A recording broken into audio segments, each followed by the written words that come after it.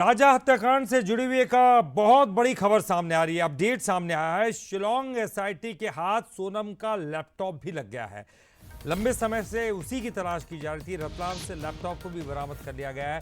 यानी कि ये बात भी अब साफ हो गई कि शिलोंग ने ही लैपटॉप को भी ठिकाने लगाया है। शिलोंग की ससुराल से लैपटॉप को भी जब्त कर लिया गया। आपको बता दें, एक बैग मिला था और बैग के सामान के बारे में कोई जानकारी उस वक्त दी नहीं थी, लेकिन लैपटॉप मिला है।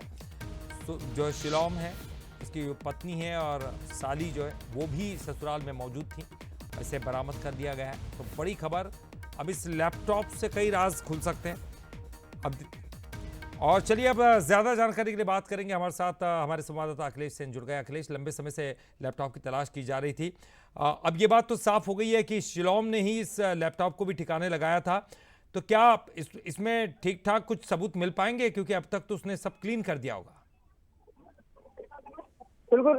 ये अब साफ तौर पर साफ हो गया है कि जो शिलोंग है, इसी ने लैपटॉप और उसके साथ ज्वेलरी को गायब किया था और इसके पास 50,000 रुपए केस भी पुलिस ने बरामद किए थे। पुलिस को जब इसको शिलोंग लेकर पहुंची और उसके बाद वहां पर पूछताछ की तो इसने बताया कि इसमें जो सारा सामान है सोनम का, वो अपने ससुराल में रतलाम में छिपा कर रखा था। किचन में ये पूरा बैग रखा था, इसमें सारा सामान था। और उसके बाद पुलिस पहुंची और उसके बाद वहां से जब्ती की गई।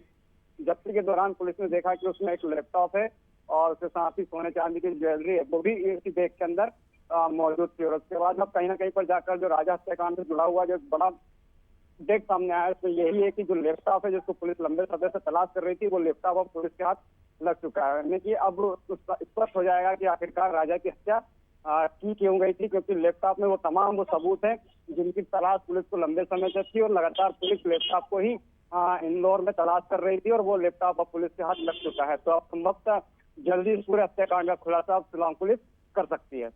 चलिए, बहुत बहुत शुक्रिया अखिलेश इस पूरी जानकारी के लिए।